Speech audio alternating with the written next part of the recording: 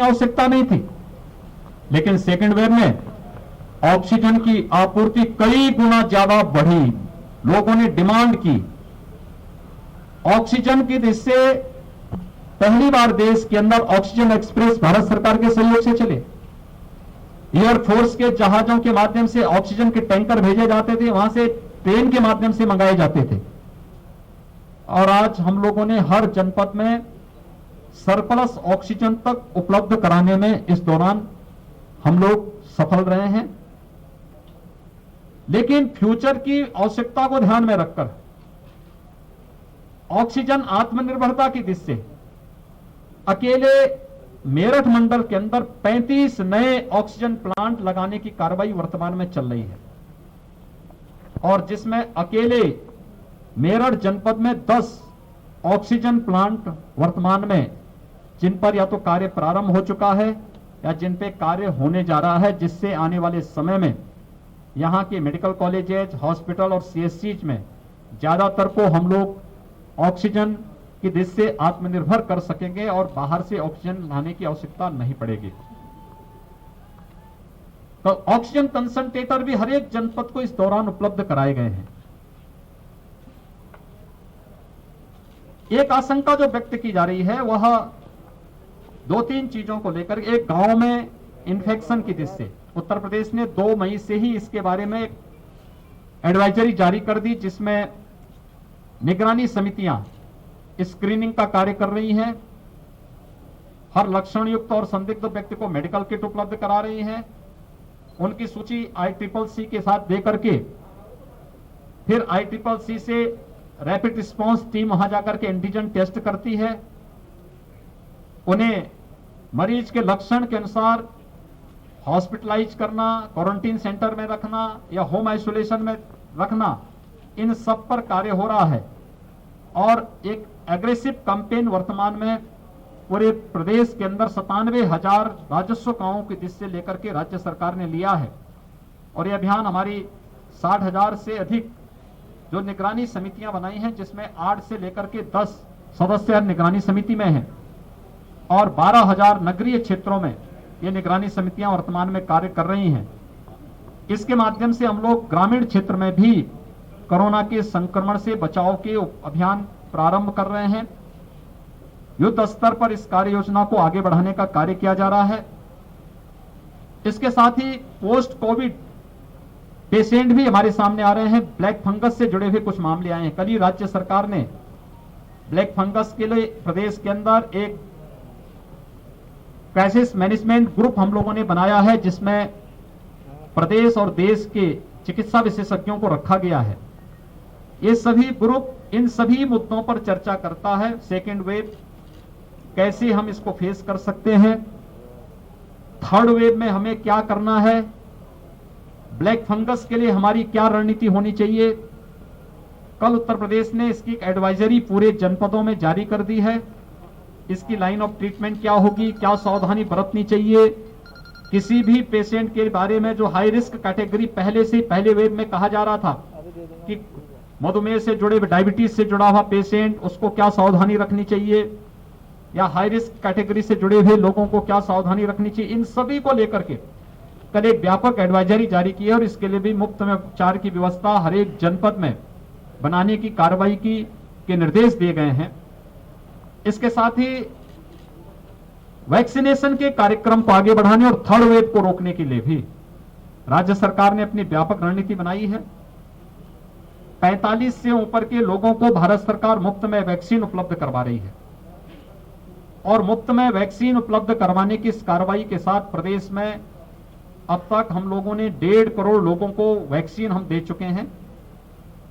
18+ में मेरठ जो कमिश्नरी है, इसमें 50,000 यूथ को अब तक वैक्सीन दिया जा चुका है। वैक्सीनेशन का एक कार्यक्रम हम लोगों ने फेज वाइज 18+ के लिए फेज वाइज प्रारंभ किया है। पहले 9 जनपद जो सर्वाधिक एक्टिव केसेस जहां थे, पॉजिटिविटी ज्यादा थी, उन पे किया। फिर सभी नगर निगमों में हमने इसको लागू किया। अब सभी नगर निगमों के साथ ही हर कमिश्नरी मुख्यालय पर भी हम लोग कल से 23 जनपदों में 18+ का वैक्सीनेशन का कार्यक्रम प्रारंभ होने जा रहा है। युद्ध स्तर पर इस कार्यक्रम को आगे बढ़ाने के साथ ही प्रदेश सरकार ने एक व्यापक रणनीति बनाई है, क्योंकि कोरोना कर्फ्यू को एक सप्ताह के लिए आगे बढ़ाने का कार्य हुआ है।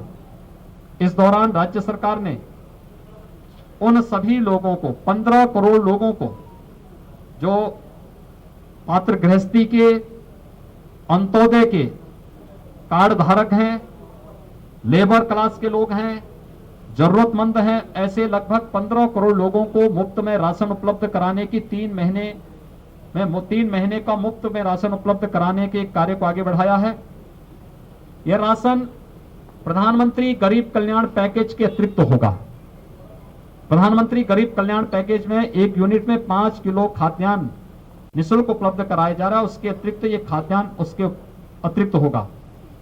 इसके अलावा स्ट्रीट वेंडर, रिक्शा चालक, ई रिक्शा चालक, जितने भी लेबर, संगठित और संगठित क्षेत्र के जितने भी लेबर हैं, हमारे नाविक हैं, कुली हैं, पल्लेदार हैं, मोची हैं, नाई है, धोबी है, इन सभी लोगों को भी जो प्रतिदिन कमाते थे और उससे अपने परिवार की आजीविका चलाते थे, उनको भरण पोषण भत्ता भी देने की व्यवस्था राज्य सरकार ने कल इसको स्वीकृति दी है।